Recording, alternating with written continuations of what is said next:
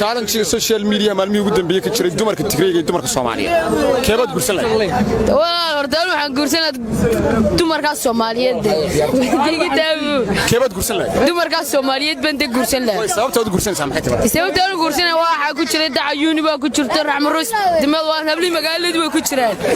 tan miyaan garaynaa balnaaga waaweynaan wiliga arag baa ku jiro loona isku xarkiis kama meena ruga macquul noqon maysa dawlaan marka Tigreega waxa leenahay dawlaan khayrkiin doonta isma leekine socodaan leen waayade